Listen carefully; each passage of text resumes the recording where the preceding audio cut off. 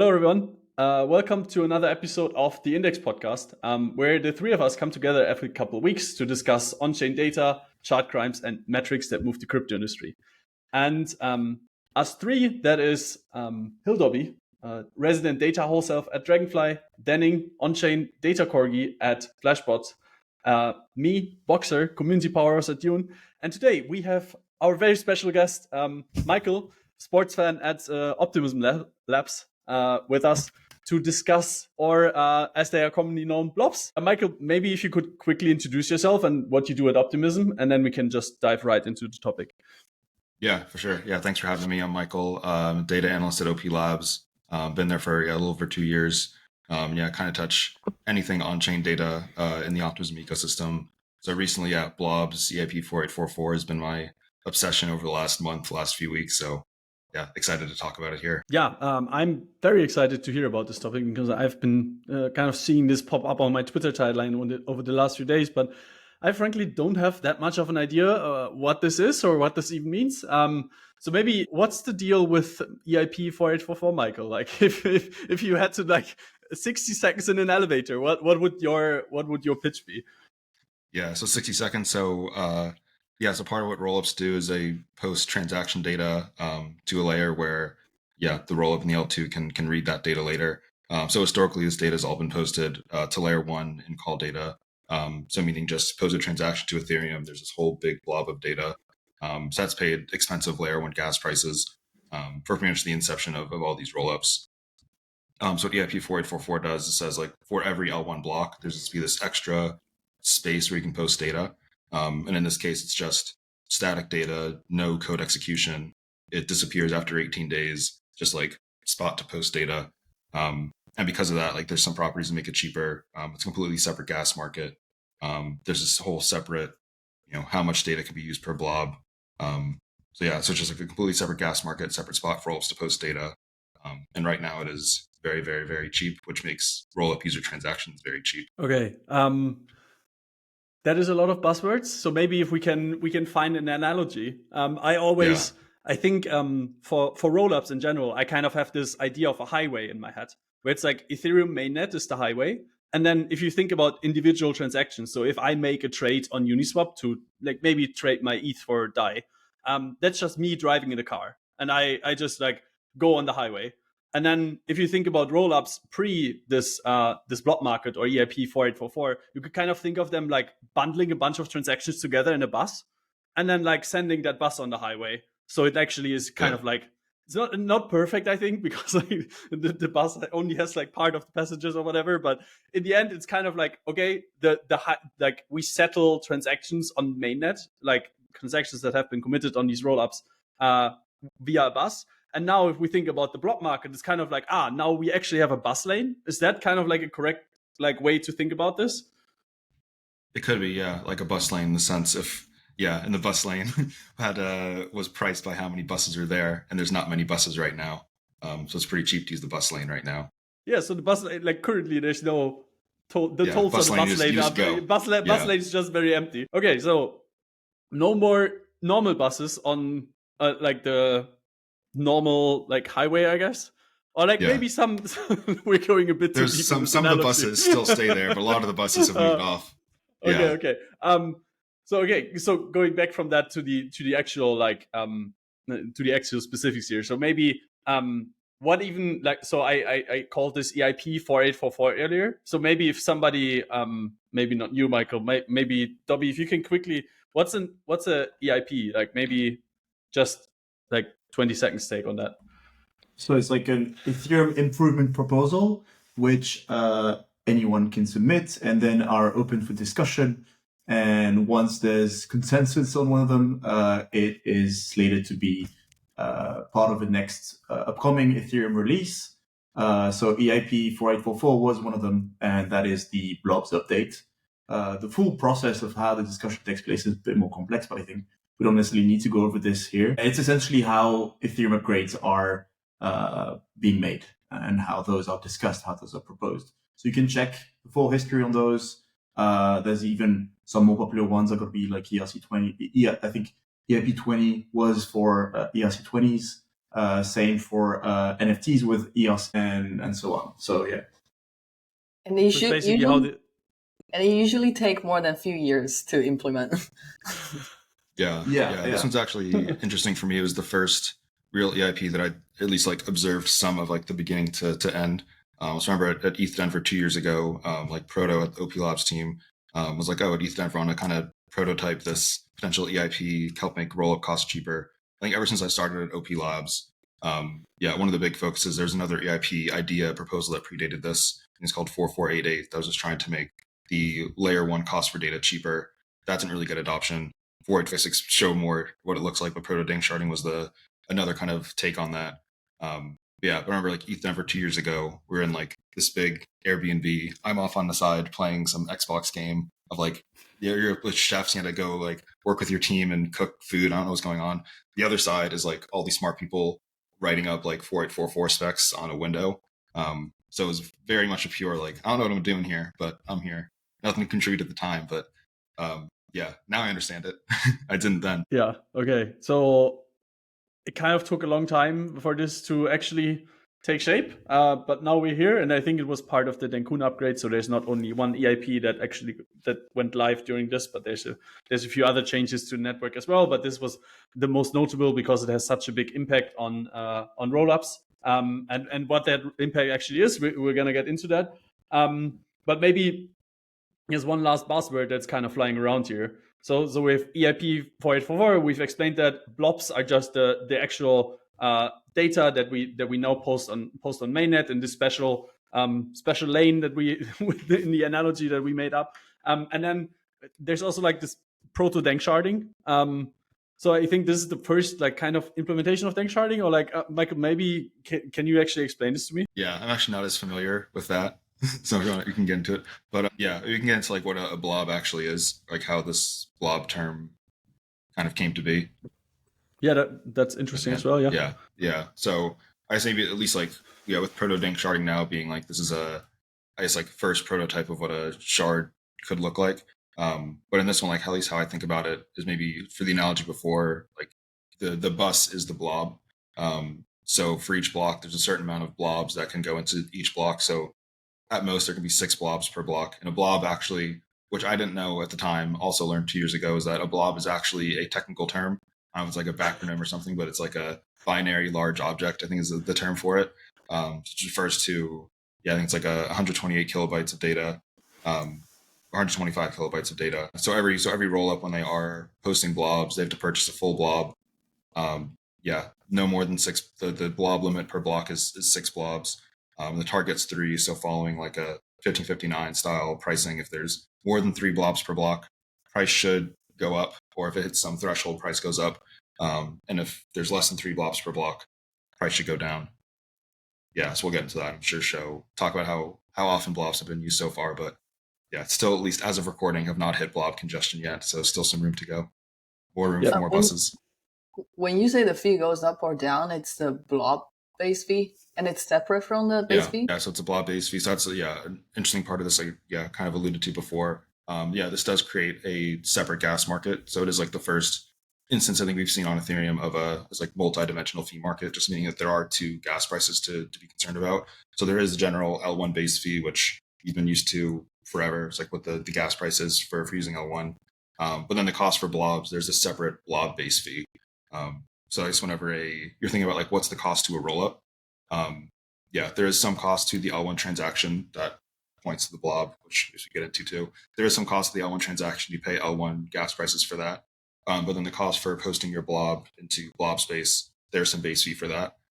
So what we've been referring to is that since there still has not been like a sustained blob usage above 3 blobs per block, the blob base fee has been at the minimum, which is 1 Gwei. So usually you're used to gas prices being quoted in Gwei. A Gwei is like 1 e to the 9 Gwei. So if you look at it like pricing it in Gwei, the gas price for blobs has been 1 like times 10 to the negative 9, as close to 0 as possible in Ethereum terms. Yeah. So with all of those technical details, what actual problem are we solving here? Yeah, I can potentially pull up our first chart of the day to go into it. So I'm pulling up now. It's from like a whole large, way too long superchain dashboard that we have. at OP Labs. This one chart that I'm showing now is just summing up the total data fees that are paid by a rollup. So much like what all their costs are, whether it's L1 gas, like we mentioned, Blob gas, like we mentioned.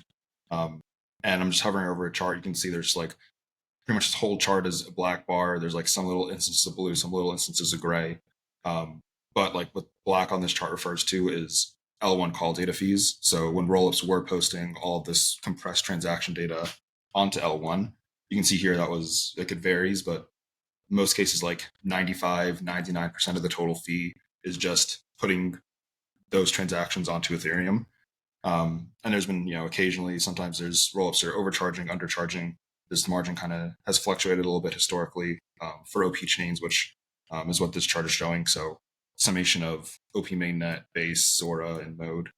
And so, this chart now is just showing the last 30 days. So you can see like up until the upgrade, there's this huge black bar referring to just posting data on L1 Ethereum. And then what's been probably a theme of a lot of these 4844 dashboards is it looks like there's a data error on March 14th, Pi Day, when the upgrade went live, on the OP chains at least. You go from like these huge black bars to just nothing. And if you zoom in, you can see like very, very, very little. There is some little light gray, which is like L1 overhead fees, which in this case are just, you submit an L1 transaction. There's some just floor gas used per transaction. So on Ethereum, just the minimum gas per transaction is 21,000 gas. So if you do an ETH transfer, you'll spend 21,000 gas. So for every time blobs are submitted, the OP batch submitter is doing a just 21,000 gas transaction, which just contains the pointer to those blobs. So the costs just go essentially as close to zero as possible. And you can see even here now, the blob fees, this black line call data fees. So on March 13th, across these 4 OP chains that I mentioned, they spent 167 ETH in call data fees on March 13th. On March 14th, that went to zero. It looks like the total like data fee, was like a little bit over like 1.5 ETH, and that's even a little skewed because this day also contains some hours before the chains migrated. So going to March 15th was probably the first full complete day of just blob data posting. These chains spent 0.47 ETH plus something e to the negative 10 in blobs in their data costs. And so those savings all pass on to the users. That's where you saw transaction fees go to less than 1 cent temporarily. But essentially, the cost the cost of posting transaction data on Ethereum was 95+% of Rollups costs. That cost goes to zero overnight, at least temporarily. And that just makes like I think of it as like the whole cost structure of this, Rollup business just completely got slashed. I have exciting times. Bunch of questions. So first of all, your chart says call data, or like, is that typo? Call data? Yes. Okay, never mind. So my way of understanding of like the total L2 fee is basically there is a layer 2 execution fee as your dashboard's showing. There's also the cost layer 2 is posting back to the layer 1, and then they need to pretty much estimate it beforehand and like charge user, and later on there might be positive or negative, as in like they might overestimate it or they might be underestimated. And that's why your chart on L1 data feed is showing that there's a potentially overhead sometimes. There is like net margin sometimes. Like I see the net margin fee could be negative. So that's probably when the L2 is underestimating, if I'm understanding correctly. Yeah. So at least how the OP chains work. So each chain will set fee scalars. So historically it's been just the L1 fee scalar. So you take the size of your transaction, multiply it by some amount, multiply that by the gas price, and that's what you charge to users on the L2 side, and then eventually I pay for that on the L1 side. So there's some delay of does the L1 gas price move. What we most often see causing, at least on data margin, to go negative sometimes is where the transactions don't compress as well as you expect them to compress.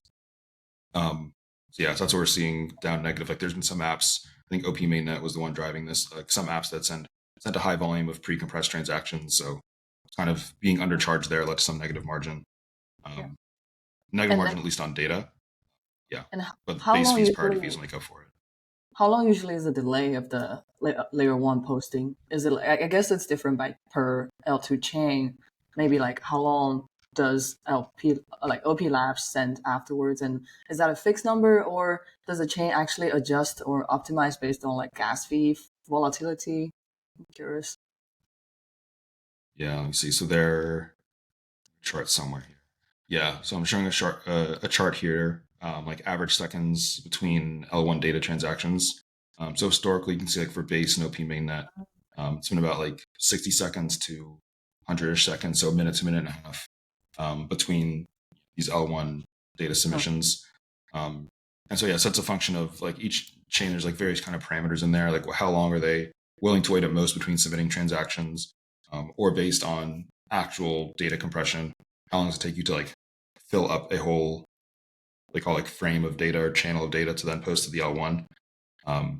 Right. Yeah, And then you see some of it's these interesting. chains. Yeah, it's interesting. Is that actually like, say, the way to read this chart is that right after the upgrade, the posting frequency has been much higher because maybe it's cheaper, or Yeah, yeah. Well, there. So kind of like two things happening here, I guess. Yeah, one is like, yeah, imagine like the blobs are a little bit like larger than what you could fit in L1 call data, so there's more. And meaning this is like the OP chains. We can show another chart too. Are posting or at least targeting trying to post 6 blobs per L1 data transaction. So that's a way just to optimize how much L1 gas you're paying per transaction on L2. So if you can do 6 blobs for one L1 transaction or 1 blob per L1 transaction, 6 blobs per one L1 transaction is a little cheaper there. So you see that happening. But then for this chart specifically, there's also this like parameter of like the max timeout window per chain. So how long they're willing to wait before submitting transaction data. Yeah, that window got extended as part of a parameter change in here. I think like chains that are a little bit lower throughput transaction wise, so Mode and Zora, are submitting less frequently. oh, I see. So actually, they're posting much less frequent. Yeah, Okay. less frequently than Yes, before. yes, yes. So yeah, like 3 to 4,000 seconds between, which yeah, maybe got to put this in minutes to make that That's calculation insane. easier. Okay. Is that actually delay any like security guarantee? Like if they're posting 4,000 seconds, and also how would that, like, does that affect the 18 days of blob kind of thing? Yeah, so I think the main difference here is from like a UX perspective. If there's like a centralized exchange or any kind of cross chain bridge that's waiting to see those transactions posted on layer 1, yeah, that would be some kind of delay there. I think the benefit that these chains get, like it is a trade off. I think in my opinion, like the benefit that these chains get by extending their window a little bit is that they can use blobs and use L1 gas space or L1 gas way more effectively or way more efficiently. And reduce costs for users that way. So yeah, there's a trade-off between, yeah, when do some of these actors who want to see the data on L1 before reacting, like trading that off versus user transaction fees. But yeah, right now these chains are posting batches a little less frequently. And if their transaction volume does increase, then they'll fill up their blobs and their data transactions more frequently. And yeah, and we'll see these numbers kind of go down. So even see like Zora after day 1 has fallen a little bit, which could be a parameter change, could be more transactions. Yeah, definitely need to go a layer deeper to see. Isn't it like with the Zora mode that they're just seeing like fewer transactions and thus like waiting for the blobs to be filled up and thus posting less frequently? Whereas base and OP mainnet are seeing more in general. Yeah, so I can show this going up to the top a little bit. Yeah, the main unit here is really transaction data. So like really like how large are the transactions? Unless anything's weird, it should be fairly consistent with just general transactions per day. Yeah, but now I scroll up a little bit towards the top here, 2 charts side by side. On the left, we'll see like L2 gas used per second. That's like a pure computation measure, kind of irrelevant for now in terms of transaction data. But on the far right, we see transactions per day by all these chains. So yeah, you can see like historically, base OP mainnet around 400K per day, Zora around 85K, Mode had been between 50 and I think had a spike up to 100K, around the time of the upgrade. But yeah, then on March 16th, base peaked to 2 million transactions per day. Yeah, so each of these rollups are seeing a little bit more increased usage. And yeah, so we'll definitely interesting trend to track over time too. Yeah. what happens with these chains when fees go to zero. There's this whole topic of induced demand. Like you increase supply, you make costs lower. Does that naturally bring more demand? I think naturally you'd expect some, arbitrage bots to spike up immediately, just since their, break-even cost is cheaper as transactions get cheaper. What I'm excited to see is like what kind of applications, use cases do these lower fees bring, especially with like, what I'm excited about is seeing transactions decrease, Farcaster frame transactions come out, some of these like account abstraction or like smart wallets, things that Coinbase is working on. They demoed something during ETH Denver where you could like pay fees with your Coinbase account. So I think there's, hopefully all these things centering around lower fees that could, potentially lead to more demand on L2s, but definitely brings more challenges as well, dealing with L2 congestion. One last question. Like, I realized the overhead gas was not what I was thinking. So what is it in the first chart? I'll go back down to overhead gas. Here it's this little light gray bar here. Just refers to the non-call data paid on L1. So the case being, like, even if you send a transaction with zero data, so example being an ETH transfer, or just any kind of transaction where the data field zero. So if you go on Etherscan, scroll down on a transaction, open up the input tab, you'll see like whatever your data you input into your transaction. Okay. So just for doing that, like there's a fixed 21,000 gas no matter what you do. So that's what this overhead is referring to, is just that fixed 21,000 gas per transaction. Whatever like other operation that the OP Labs was doing, like that's not related to posting call data, or am I understanding correctly? So it's just the flat 21,000 gas per L1 transaction. Okay. Like the minimum, no matter what you do, you'll pay 21,000 gas plus whatever you do. So it's a way to split out what costs due to user transaction data versus just how the L1 operates. So hypothetically, if you're there's breaking an EVM down the thing, gas fee into like what exactly it's for. I see. Yeah. That's kind of the goal with these charts, is just split things out as much as possible, just so we can, try to understand what the fee contributors are. And seeing how historically this L1 call data has been almost everything, and now goes to zero. But this chart on the right, which shows base fees, execution fees, is really where we're seeing costs come from now. So base fees are just L2 congestion. So similar to the L1, based on how much gas you use on L2, price can go up, price can go down. So that's this red base fee. And then pink priority fees here, again, similar to the L1, if you want your transaction to get in faster, which I think is mostly coming from some type of like high frequency actors now, you'll pay priority fees, and you see fees come from there as well. But I expect like regular consumers like me pressing buttons on a thing, I have no reason to pay a priority fee. So it's kind of a weird thing to think about in terms of a normal user, but it is a source of fees for these L2s. Okay, so if we go all the way back to the initial question, what's the problem this solves? Maybe if I can quickly repeat back what we've learned here. So before EIP4844 went live during the Denkun upgrade, Optimism users were paying 160 ETH, or let's say on the last day they were paying 160 ETH, and at the highest they were paying like 350 or something ETH in a day to actually post their call data to Ethereum mainnet. And now that we have EIP4844 live, we can bundle these transactions together in blobs, and those blobs will be posted to mainnet by the Optimism batch sequencer or whatever. Like the contract that's actually sitting on L1 and that somehow, like the sequencer's posting the data. Or the batcher's posting. Yeah. And then right now blobs are essentially they cost one way per byte, which is essentially as close to zero as possible. So the cost of posting data went near zero. And then in like we looked at one chart which was like the frequency of call data that's posted to L1, and in there we could observe that the frequency of posting the call data on L1 has actually gone up for both all 4 chains that you're tracking on this dashboard, which are Base, Optimism, Mode, and Zora. And you were saying this is the case because the blobs actually need to fill up. I don't think I quite understand what is happening there. So maybe if you could shine a light on that would be interesting. Yeah, here I think just calling out the increase in Mode and Zora. So there's parameters in the batcher that say like either wait until you have this much data to submit, or if you don't reach that much data, wait this long before you submit. And so what that max window was increased as well. That's just like a parameter change. So I think that's what you're seeing here as well. But the goal remains the same: is how can you make these chains as efficient with how they submit data to L1? Like ideally, the more efficient you are, the lower you can reduce fees for users on the L2 side, and all goes around.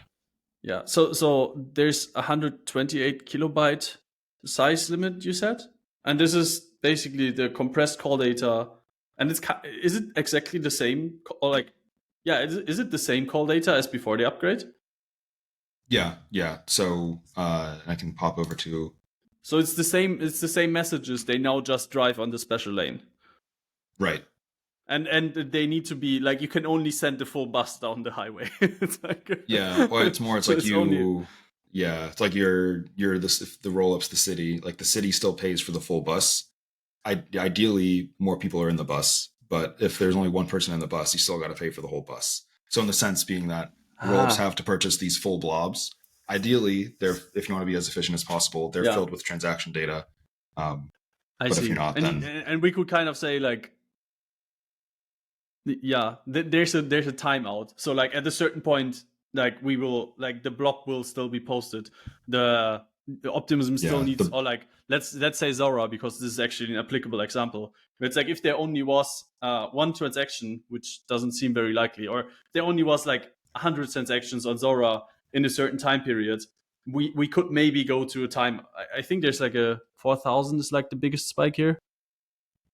I'll go back down to it, but yeah, I think to continue this analogy, the concept could be that the bus will only wait at the bus stop for so long before it goes.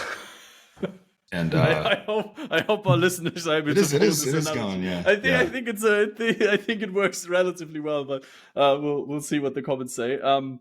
So basically, it's just like TLDR. Everything gets cheaper because we have a special vehicle in which we can now post call data on L1. And then, okay, so that's very cool. So this has led to a spike in transactions on base. Or do you actually know what that was about, or is it just? I think there was like one commemorative NFT mint for EIP4844. Yeah, was that mostly what drove this? So on the first day, so you can see, yeah. So base, on day one, I guess, days 1, 2, and 3, base was seeing over 1 million transactions and got over 2 million on March 16th, which is about like 3 days after the upgrade. Yes, on day one, there's a commemorative NFT mint that actually led to, a L2 base fee spike on base, which we can get to what causes that. It made transactions, a little more expensive, way more expensive than the sub-cent that we'd seen for some period of time. So that happened. And then even since then, still need to go way, way deeper into exactly what kind of transaction activity has picked up since the upgrades. That'd be a cool project for someone to go down. At least from poking around, it seems like there's been a lot of, either a lot of trading bots or other kind of like social applications that have just had a short-term spike in transactions that led to this kind of increase here. Yeah. Okay, so the transactions on base, the transactions on base actually went up so much that the savings you achieved by having the blobs on L1, or like no longer having to pay the L1, the actual like base, like the capacity of base got extended so much that the gas fees on base had to rise. So some similar idea where on L1 there's, if over some amount of gas is used, price goes up. In blobs, my thumbs up thing is still on. In blobs, some amount of gas is used, or some amount of blobs are used per block, price goes up.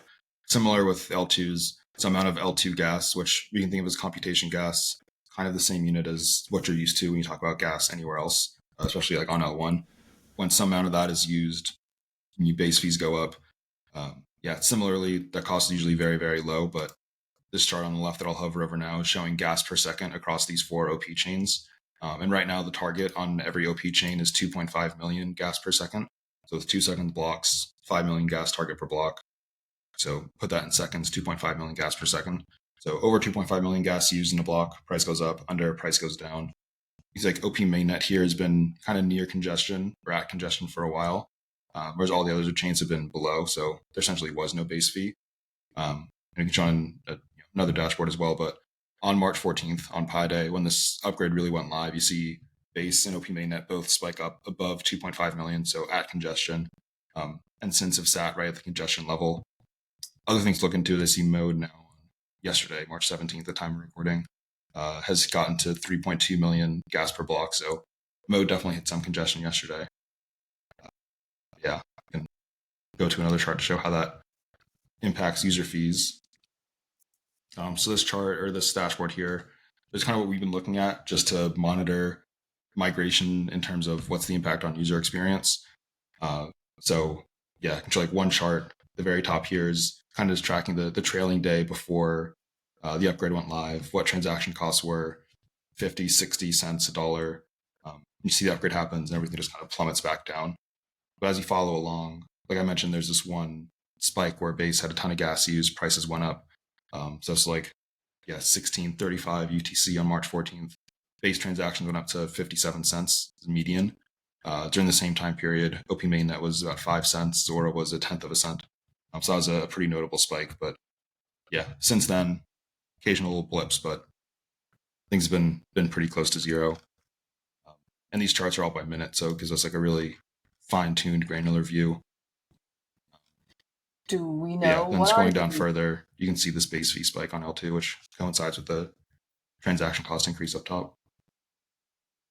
Do we know what are the spikes of the transactions for? Like the breakdown of what are people doing there? Yeah, you could, what I was doing is like during this time period, I was looking at some dashboards that were showing me, what was the most commonly used contracting gas within that last hour. So I think for this spike, I believe this was some type of trading bot. One of these earlier spikes here, might be this one here, was that commemorative mint causing that increase. I think we'll see, like, this is definitely a thing to monitor over time. Like now we've freed up the bus lanes. I don't know where the analogy for this goes. You free up the bus lanes. Now you worry about the seats. Now it's not a weird one too, but essentially the case being, and other people have had good commentary about this, is, even again, back to what problems to solve, which so making this answer so long. So the problem was that like Ethereum data was the bottleneck. Like putting transaction data on Ethereum was the bottleneck, making things expensive. That was preventing scaling. You've at least for some time period mitigated that problem, like not completely solved yet, but like you've mitigated it for some period of time. And so right now, when that becomes less of a problem, now L2 congestion becomes the problem, or is becoming more of a problem than before.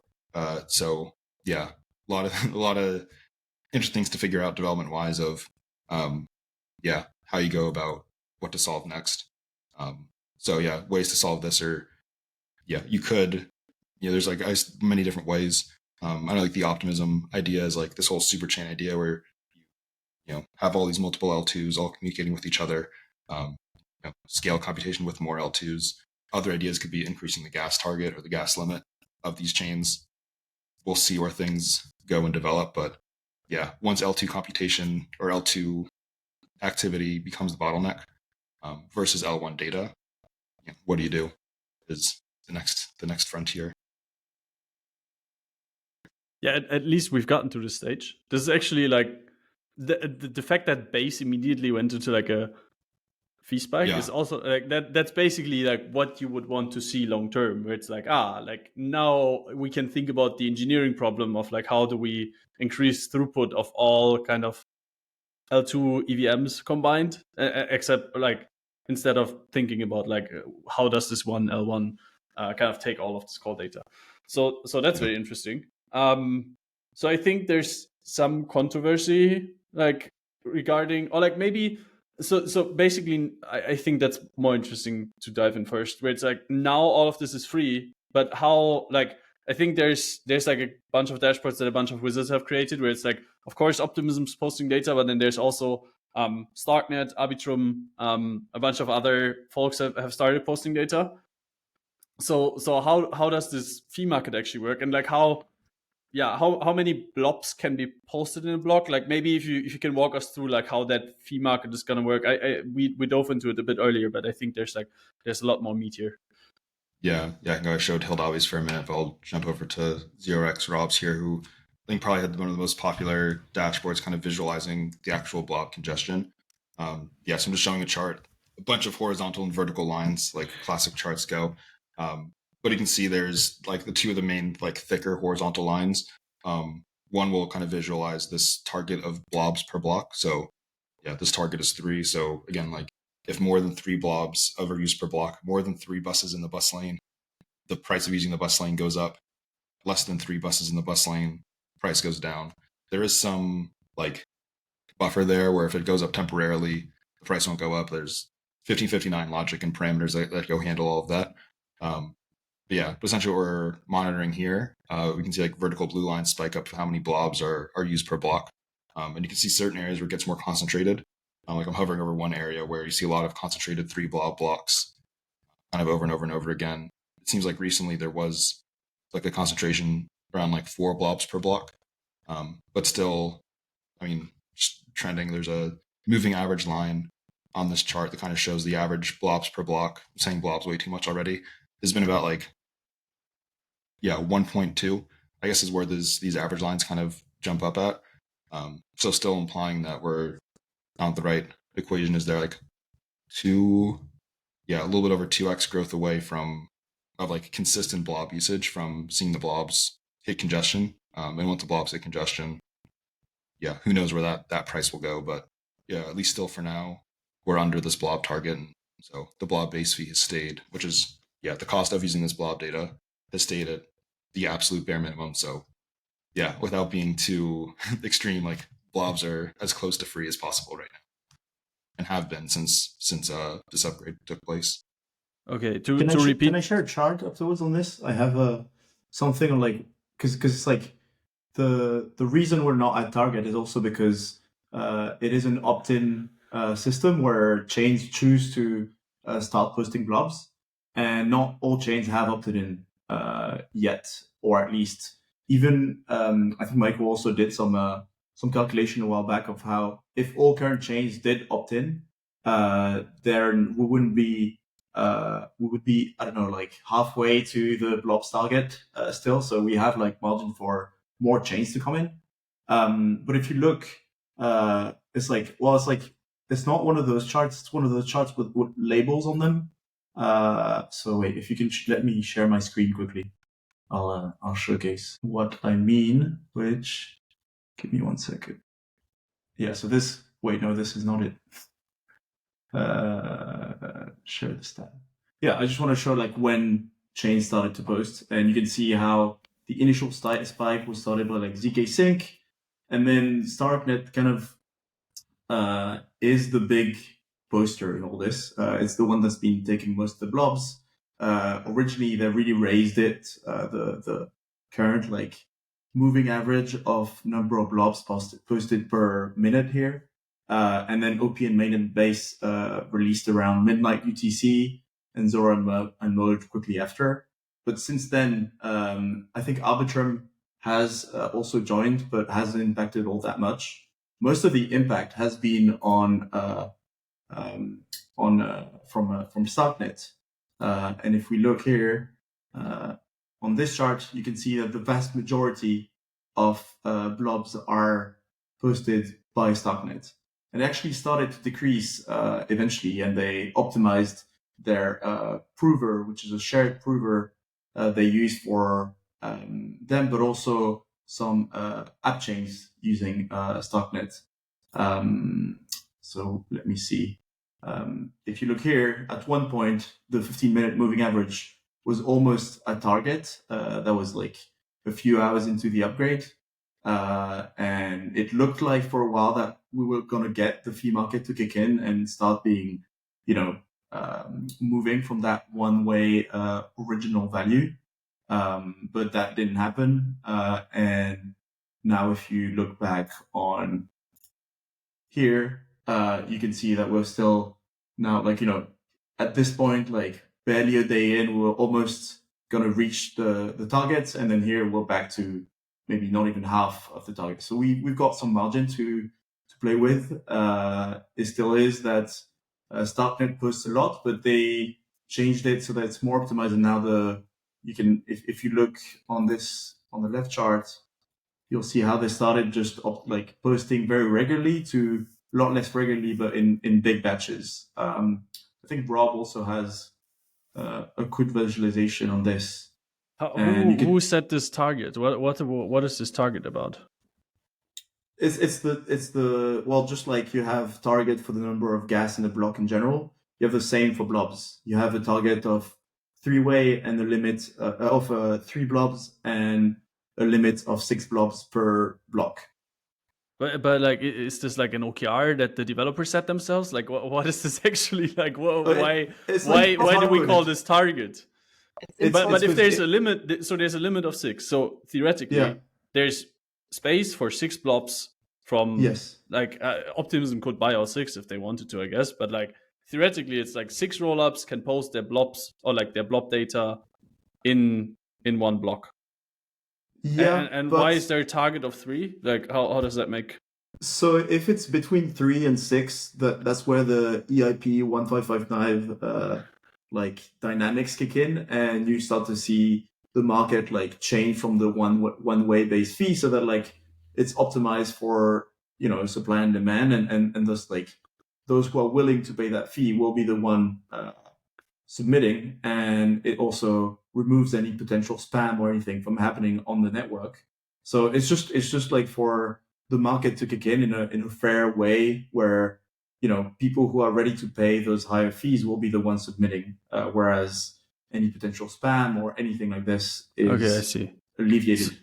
So this is another case of ETH people being horrible at naming things. This is like a threshold. It's not really a target. Yeah. I guess. Well, yeah. It's a threshold where the fee market kicks in. Well, yeah. And like everything below this line is basically like they're trying to incentivize of people. Yeah, like I think it's a target in terms of you'd expect if, and we'll see it like I showed on a chart before that where OP mainnet had been sitting at the target for a while. Even if you look at a chart of how much L1 gas, like Ethereum gas, is being used per day, it's kind of sitting right at the target. Like as these markets happen where like price goes up, less demand, price goes down, more demand. So it kind of, I think of it as target as like at full congestion, you should be using this much stuff at a time, whatever that is, whether it's blobs, whatever else it is. This could be the first EIP screen share. Go ahead. So this is like optimal resource utilization or something like that. That's like the target. Yeah. So I'm screen sharing the EIP now, and there's some comment of like where the target and where the max blobs per block came from. And so there's commentary like these targets are initially limited to try to like observe the strain on the network and see, does the Ethereum network, so like, can it handle all these blobs being posted? So yeah, there's some constraint there, but yeah, it was like defined in the EIP what these blobs are, and we'll see over time. Does the target increase? Does the target decrease? What happens there? And also, it's not necessarily like 6 rollups posting 6 blobs, and it could be like one transaction have 1 blob, or I think many blobs, or maybe like one transaction even have 6 blobs posted by 1 rollup. Then I think then there is gas auction kicks in, like whoever is paying higher then will take that block for the transaction with the 6 blobs. Yeah, actually still unclear to me. And I think another thing to observe over time is, what happens when there's a lot of demand for blobs in a block. So right now, blobs do have a base fee. There's no blob priority fee, at least yet. We'll see if there is in the future. So it's one of the metrics I was interested in tracking over time is how long does it take for, like, how long are blobs sitting in the mempool, or how long are blob transactions sitting in the mempool? I know some people are like have some early attempts at trying to do that, but it'll be interesting to see over time. I believe so far it has not. I mean, seems like it's not been an issue yet. But on that topic of how all these different rollups are using blobs are a little bit different. It's maybe hard to read now, but I'm just sharing a table. It's just like a summary of the last 7 days of total blob transaction posting per rollup. And I'm using Hildavi's labels, so thank you, Hildavi. Just like stole the labels from your dashboard. So composable data going on here, but even just examples to call out. See rows here. Just highlighting, so for each roll up here, just some total stats, how many blobs, how many transactions, not super relevant now. But we will see it's a little different is how many, or one of the things we'll see it's a little different is how many blobs they are posting per L1 data transaction. So over the history of blobs so far, Base has posted like 5.9 blobs on average per L1 transaction. Starknet's posted 1. Arbitrum's averaging 6, so full blobs every time. OP mainnet 5.85, Base and Zora a little bit less than 5. So there's different levels of efficiency there. Another point is, like I mentioned, like there is an L1 transaction.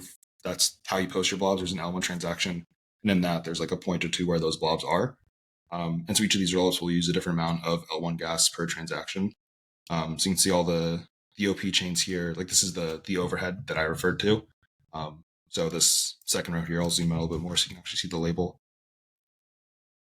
So yeah, so you can see like Base, OP mainnet, Zora, Mode. Yeah, all these are using 21,000 gas per blob transaction. So just, the OP batch submitters will just post data to an EOA, no contract execution, just a transaction to an address. See some of these other rollups, not all, but some are doing like 140, 175, 140,000 gas per blob transaction. So yeah, different kind of like efficiencies there as well. But which is also like, to put this in context, like this is also like not really that expensive on Ethereum mainnet.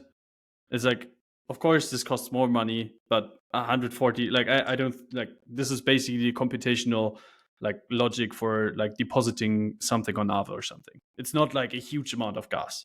I so mean, still... my ballpark could be off here, but like this is not like a crazy amount of gas. It's still like in the like a normal user could incur this much like gas computational costs with a kind of normal transaction on mainnet. Yeah. So it's still costs will get potentially amortized across, however transactions are calculated. But just interesting in terms of how different stacks are using blobs for now, and we'll see how that trends over time. So I see in this table Arbitrum is posting 6 blobs per transaction. So if they choose to publish their blobs, I guess they do 6 at once, and then they basically fill up the entire block that they post this transaction. Is that like, do I understand this correctly? Yeah. So in this case, it would be for whatever block, and for Arbitrum or any other submitter that's doing 6 blobs at once. That whole transaction would be, or that whole block would be Arbitrum blobs. And you can see Blob Scan, you can pull up, has a pretty good way to visualize this. So is there kind of data compression going on over multiple of these 128 kilobyte blobs? Like, does the data kind of span over different blobs? Do you know? I know, because like that seems like a strange thing. So like in theory, if Arbitrum has like a real high transaction spike, and I guess they wouldn't post data every block, but every, let's say 10 blocks on mainnet, they'd post like a 6 blob transaction, and basically like pricing all other rollups out of this. That seems like a very strange dynamic.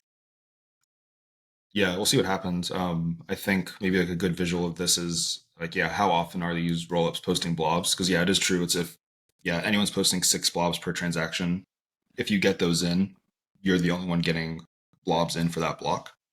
So how that market evolves over time, who knows? I'll see here how often. I mean, you can go back to the chart from before, is how long is there in between like data transactions per rollup. I think for the for OP mainnet base, I think it was once every 2 minutes or so. Other chains longer. Not sure what Arbitrum or other chains are at now, but I guess like the closer that gets to 12 seconds, then that becomes more of an issue.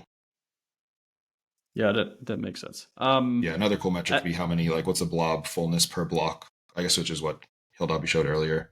Yeah, so I do already kind of sense some controversy here, where it's like there's a similar story, or like there's one story on Bitcoin ordinals where it's like somebody just like looked at the mempool and just basically front ran all, or just because somebody like ran a script. And like similarly, I think there's like I don't know how expensive this would be, but couldn't somebody simply run an economic attack here where they're like, I'm just gonna post 6 blobs every block, and then all the I don't know, like how does that fee market work? Like how expensive? I mean, I don't expect you to pull up calculations now, but like there is a possibility that like this is not whitelisted contracts or anything. Like anyone can post blobs, and therefore like somebody could basically congest this special lane. I guess your minimum cost would be how much is it to post an L1 transaction every single block, and then whatever the blob 6 blobs is every block. And yeah, well, so I don't know if the incentive is to do it, but I guess if you really, really, really, really wanted to, there's something you could do. We'll see. It's interesting. Yeah. It's actually maybe on that topic too. We hadn't really seen so far, knock on wood, a lot of like there's been some small instances of non-rollup usage of blobs, but nothing that we really see notable here. I think maybe one good way to see on this chart, which one is other here. You can even see other. Other is just that one little dot. So at least right now, it's like pretty much all rollups that are using blobs right now. What was controversial actually, so before, it was at ETH probably a week before blobs came out. Myself and a few others put together this cost estimator of how much your transaction could cost post 4844. And what we thought was controversial then was, what do you assume the blob base fee gets to? What do you assume the L2 base fee gets to? So there's some controversy, I guess, there around how can you actually project what these costs will be once they go live on mainnet. But now I guess there's what is like ties all together is you don't know what the rollup usage is going to be like, how that increases. Will there be any spam? Has your estimation been close to current levels, or do you have any picture on this? I remember the frames on Farcaster that was really cool, where it like pulls up a recent transaction of yours and compares it to if blobs were live, how much the transaction cost would have been affected. And it was a huge amount. But yeah, I don't know. This exactly, which is on screen, which is super cool, and it shows you real usage of like. It showed me a recent transfer. I had like sent money to, I think, Danning or something, and it showed me this transfer to Danning would have cost like way less. Yeah, so this is our Farcaster frame that we put out. And I could look through your recent transactions, or I'll pull up a sample transaction now. It'll give you an estimate of what that transaction cost during the prior period before this upgrade, where you're posting transaction data to L1 Ethereum, and now like an estimated cost, what we thought it was going to be potentially after blobs. So there's no way to know what the blob gas would cost. Like this didn't exist yet. Like the thing that's right now at one way. There was this prediction market that was giving you, people were betting on it, what they thought the price was going to be. So we used that as an estimate here. And then added on some potential L2 congestion. Again, we had no idea what the increase in demand would be after this went live. So did some estimation there to give this. And I think so far we've been either like spot on or a little bit of an overestimate, because this assumes that blob gas actually has a price. Right now it doesn't. This assumes about like 0.01 extra L2 GUI base fee, and you can pull up what it's actually been now. So L2, so OP mainnet and base are now a little bit less than 0.01 base fee right now. So of course we'll still see what it looks like. It could be a way different story in a week or 2 or 3 weeks from now. We'll be like, remember when when blobs cost 0 and L2 gas price was low? But at least as of right now, I think that frame has been a little bit of an overestimation, which is nice, because I think we're always nervous about saying it's gonna be so cheap, and then it's not, and then people get mad at me. I was at a point. I was like, do I back off or do I double down? I was like, I'm gonna double down. Only go one way. Maybe on that point, like in general, do you have a dashboard or data on like how much cheaper things got on average? And maybe I guess percentage terms are interesting, and I guess this looked almost like 99%. But then if we actually like break this down into like nominal values, right? Like before Uniswap, like simple swap in a Uniswap V3 pool cost, I don't know, $3. Now it costs 10 cents. So back on this dashboard, these are just median gas fees across everything. You see it's hard to give a percentage or a number. Like people were saying 10x, 100x. I don't know how to do like multiples and decreases, but like 99%. Like I've got to the point of, do you care if it's 98 or 99% savings, or just what is the price? Like it just is so small at that point, it's just kind of ridiculous. So that's kind of like an overall same chart in logarithmic. Just so you can actually see some of the splits, because you really can't up here. We had to have a list of some sample transactions down here. Of just like here, like the Ecotone. So Ecotone was the name of the Optimism upgrade, and the legacy one here, and what the savings were. So the savings are all 98, 99%, kind of meaningless, I guess. But we see here, like and simulated DEX trade at the current prices, like 0.3 cents. NFT mint similar down there as well. What I'm actually very excited about is the cost of deploying contracts. So there's like a median size contract is now 6 cents. Doing like a large beefy contract, it's about 15 cents. But still imagining some apps may take 20 to 30 or so contracts per deployment. The cost to build on chain is cheap now. So you want to build stuff, now's the time, in my opinion. On Optimism. On the super chain. On the super chain. Yeah. So if you take the old number and the current number, it's basically you're seeing like it used to pay 100x or 200x, that kind of range. And so basically now you're paying 1%, like 1 over 100 compared to before, or like 0.5% than before. Yeah, it's like the percent numbers are kind of ridiculous at that point because it's just so small. Yeah. But wow, that is insane. So I should load up a meme token trading wallet on Base to profit off of this. I mean, obviously Michael can't comment on this, but like that is it. Like this is basically like Solana level of fees, where it's just like it's essentially free.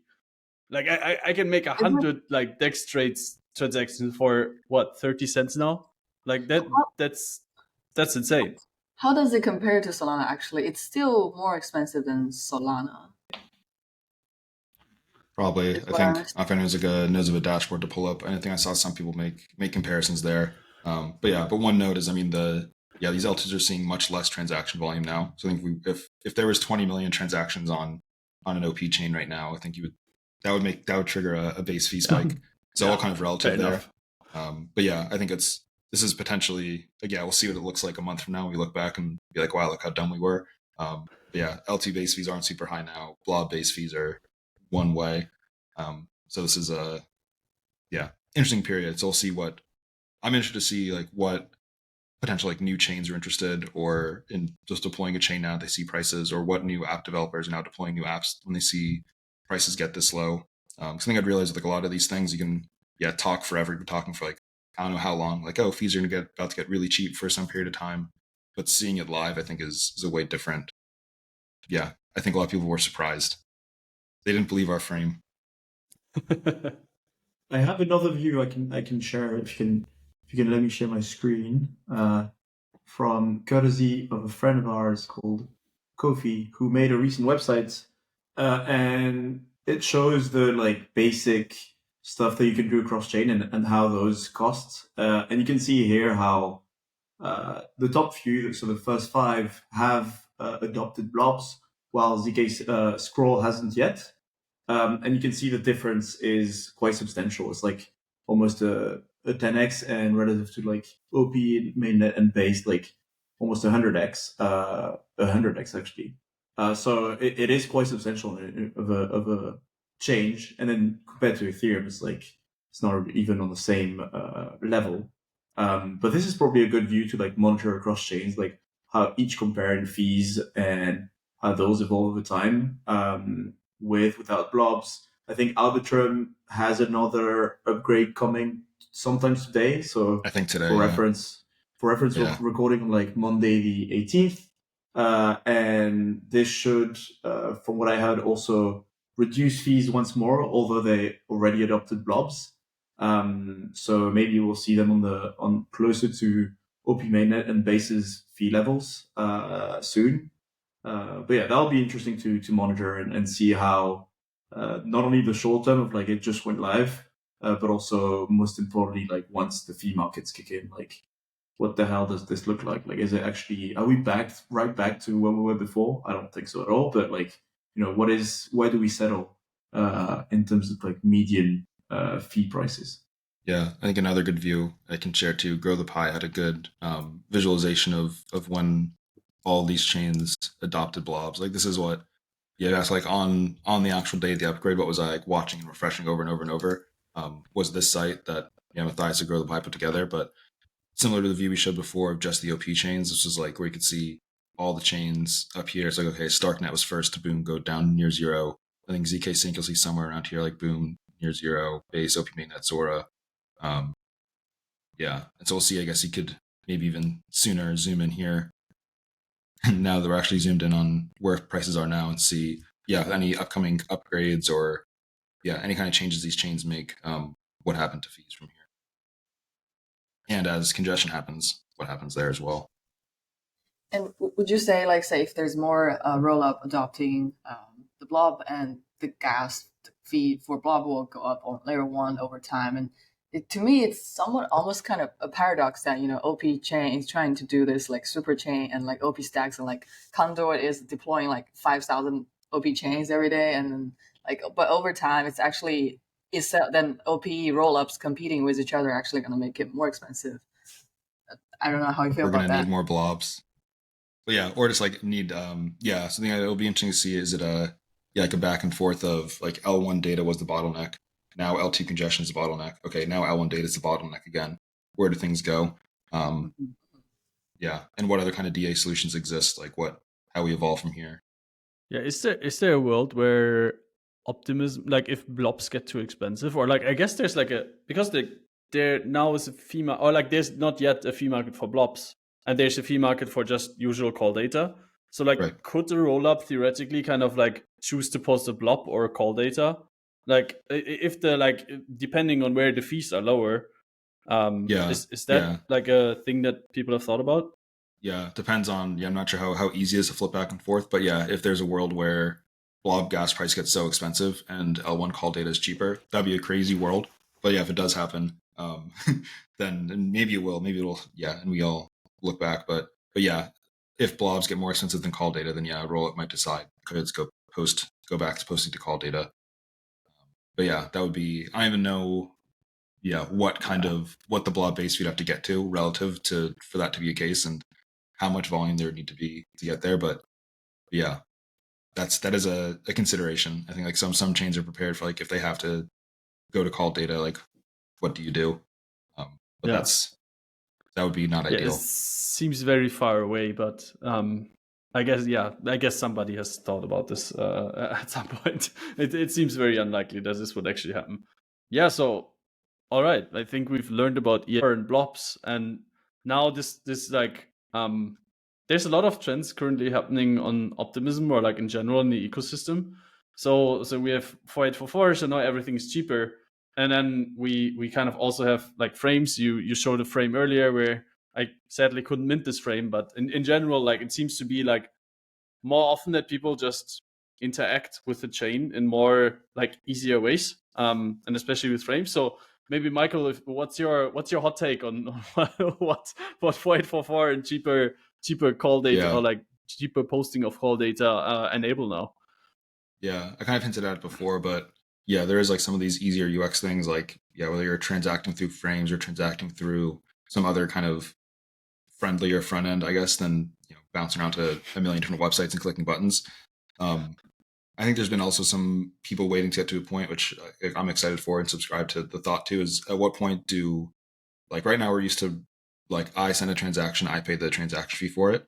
At what point do costs become cheap enough where like maybe chain developers, app developers could subsidize those gas fees? I think like some early examples we'd seen this, like there's some like trading apps, like options trading apps that are doing this now, which I think their economics are, if we're going to make more than the cost of a gas fee per trade, then like, absolutely subsidize gas fees. And, their incentive is get more volume. So if that helps you get more volume, then great. But I think, there's these thoughts of, when are people just going to be, not thinking about, funding a wallet or sending their, transactions and paying gas fees. I think, developers subsidizing fees could be a big one there. And as well, I mentioned, like there's Coinbase has had some demo for smart wallets. Just thinking of like, how can you get the time from like, I want to do something to actually doing it, as quick as possible and as maybe economically less painful as possible. Maybe I have two questions. One is there any downside or risk along with this EIP4844? Like say, now it's only stored, the blobs only stored for 18 days, and during that period there will be a fraud proof challenge, and then if it went through or whatever, but like is there any chance that we need to retrieve any like blob data actually past 18 days and now we're not able to? And does that also change any like the data infra side? Because I know like now, because like you used to be able to query everything from call data, so layer 1 actually on chain data, But now you need to go to beacon chain and then look at the blob and then be able to like make sense of the blob. So is there any like security compromise based on this design? Yeah, well, I know. I mean, yeah, fault proofs are going live on OP testnets as at the time of recording tomorrow. It's like March 19th. So that'll be exciting to see. But I know at least like as of like right now, the OP chain's fault proof window is 7 days. So I think the estimate or the calculation is if the blobs are there 18 days, you need to derive the chain back from them for 7 days in order to like run fault proofs and things. That should be enough time. But yeah, I think if you definitely lose something, like if you were to like run the batcher software and like decode all of these transaction batches, yeah, historically you could just say like, cool, I'll hit the L1 address and pull all that data and go do it. Now, yeah, you would only be able to do that for the last 18 days. It depends on like if whatever you're using actually prunes it or you are holding them forever. But yeah, I know a bunch of data providers had stated that they hold the blob, so I guess that'll work there. But it doesn't change the ability to get transactions from the L2 side. I guess the only risk is like, yeah, if your L2 shuts down and the RPCs are no longer usable, how to get all the old transaction data from it. So yeah, we will see. There's just like any case of is the data there forever or is it not there forever? Okay. I know there's another, I think, theory, some MEV people being speculating. I'm not sure if the theory going to play out, but like basically they're saying, there's this whole PBS design right now where basically the layer 1 block builder, they're packing the transaction into a block based on whatever the value they can get from that, right? So now they're saying like, because it's all about competing with least latency, in layer 1, actually like blob transaction, because they're bigger in size, it will add the memory load time when the builder communicating to relay. And hence, if the blob transaction are not valuable enough, as in like gas fee will have to be expensive, then block builder might just ignore it in terms of like economic incentive. Especially say, imagine like in a volatile time, the big block builders who are also high frequency trader, they will want to include their block transaction with their most valuable transaction to do C5 DeFi arbitrage and potentially maybe ignoring all the blobs. And so that might be I think like Block Native had a website called usernow.xyz, and they had a metrics called blob contention. And so basically it's saying like if if there's any blobs that's been waiting for over 1 block, I think personally that's a too strict of a metrics, like because there's a lot of like mempool transactions potentially waiting for a few blocks. And if there's many conditions can cause that happen, like for example, if the blob gas fee was set too low, or if there's like just really congested, so many blobs are submitting from different rollups, that metrics can also blow up. But I think it's interesting that MEV people always have some drama, and like they're trying to like speculating this drama of like block builder will be super mercenary, they're gonna ignore blob, and unless it's gonna get very expensive. So I'm curious like if you see that gonna happen, as in like blob will have to be expensive from another angle. Yeah, I'll just pull up. This is one of the sites I've been looking at to see how long it's taking blobs to get in. So this is like Ethernow's website. You can filter to the type 3 transactions, which are the blob carrying transactions. So it looks like they have it labeled an Arbitrum block. It was only the mempool for 1 block, but I think like good points of like things to track over time. Like if it becomes a problem that blocks or blob carrying transactions are sitting the mempool for way, way, way longer than any other transactions. I mean, curious your take too as like the MEV expert. But yeah, I think there would be something is like if you do see that some of these transactions aren't getting in whatever time you want them to get in, whatever that threshold is. Yeah, how do you go about that? Like, is it higher priority fees, eventually potential blob priority fees?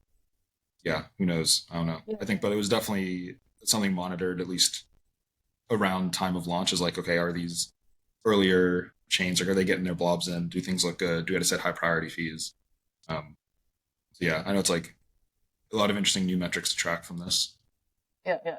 So like quick comments on that. I think I also built a quick dash on Dune, just checking if the big block builders are doing this or like misbehaving or etc. The first few days, or at least in the past week, I think it's been looking good. And the Ether now metrics has been 0% most of the time when I check. I think it's possible still, like theoretically it makes sense. And but not from the top block builder, because they do actually know that they are playing a reputation game. Everyone's having their eyes on them. Like, oh, if you're actually ignoring blobs, like, what are you doing? You already have like 50 or 70% of network. But I did see in the past, when I look into some really high value block from some very smaller builder who are also a searcher. Like, for example, this builder called Icon has a block. I think he's also atomic like searcher. He's like a front runner or something. I think his searcher name is called a Yoink, the MEV contract.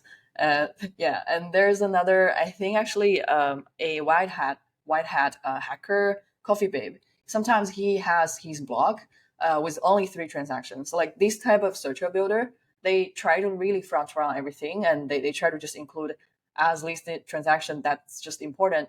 Maybe, either for saving the fund or maybe making the arbitrage for themselves, atomic MEV.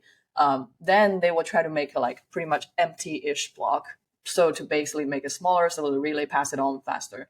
So I think that could happen, but not really actually the targets people are looking at. But still possible, I guess, like when CeFi, DeFi price are super volatile. So we'll have to keep an eye on. Michael, did you see any chart crimes or any kind of false interpretations of the facts? I mean, there must have been something during this rather technically complex undertaking that the Ethereum network and all its rollup kind of undertook, where somebody misinterpreted something.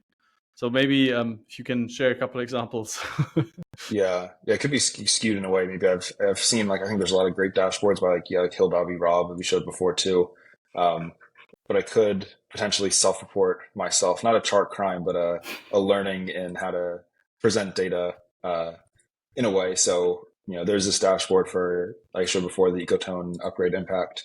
So at first, the only charts I showed were in like logarithmic y-axis, which the point of it was like actually in our like war room for the upgrade, it was like showing these charts, and got like, I thought it was a very fair question. Like, hey, we put these charts in log.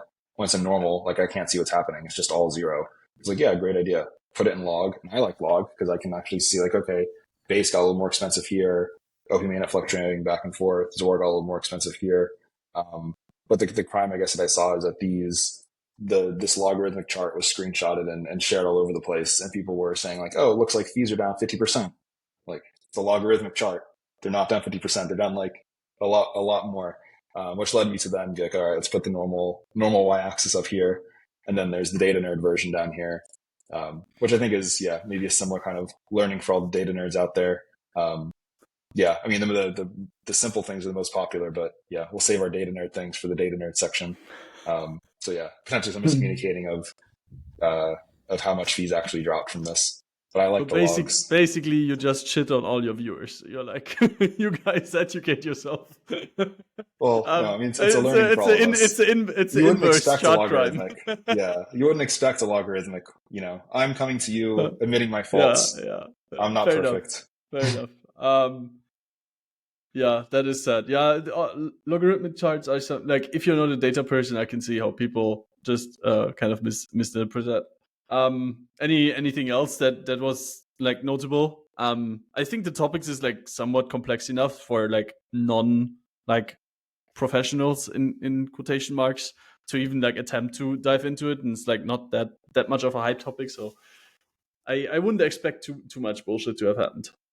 There was like the eternal EVM versus Solana discussion where like some of the EVM people were like, oh, like fees are forever super cheap, and like compared to Solana it's the same fee, and then Solana guys was like, oh, it's temporary, and and like let's see when market kicks in, which I technically they're right, but I mean somewhere in the middle is probably where I stand, I guess. It's like, it's definitely like a big improvement. It's like it's worth cheering on, but it's far from ever being like Solana levels of like being able to have 20,000 transactions at very, very cheap levels. But either way, like it's we're moving forward in the right direction, and I think I'm not a big fan of any maximalists in general. It's just dumb, I think, to just be a maximalist for something and say the rest is shit. I think like it's better if we all like band together and like just enjoy the ride, I guess. Yeah, I think one thing people had said with this upgrade, which is very cool, is at least, see how long it lasts. But large parts of the world where using the on-chain applications was not feasible even on L2s, and now it is, at least for some period of time. So make the experience better, bring the whole world on chain. We're on the path. Yeah, I think that's good finishing thoughts. I think we can properly end. Oh, Denning has a last. Oh yeah. I just need to share this joke that Michael had on Twitter. It's about the blob, right? So, why you think 45 is afraid of 40? What's the answer? Why is 45 afraid of 40? I know the answer. I'll let Florin. 48. 48, 44. Do you love it? I think he's processing. He likes it. 48. Okay. So 40 is a very violent number, I see. Or something like that. Oh man, that was pretty hard. The respect level of me from here of like, wow, cool blob topics, to that joke. You're seeing the real me now. That's a proper dad joke. I think on that note, we can actually end this podcast. Yeah, thanks so much for sharing your insights, Michael. And I'm sure you'll be back with the next Optimism upgrade, or like maybe just in a couple of weeks to actually observe how the fee market's evolved and everything. And yeah, just thanks for all your contributions to the data space. It's really, really good to see you grinding. I certainly learned a lot in this episode and learned a lot from your dashboards. Yeah, really cool how all the super chain vision kind of plays out. Keep doing your thing. Thanks for this episode, guys. And yeah, to the listeners, see you in the next episode in an undetermined amount of time. See you guys. Bye-bye. That's right. Well, yeah, thanks for having me.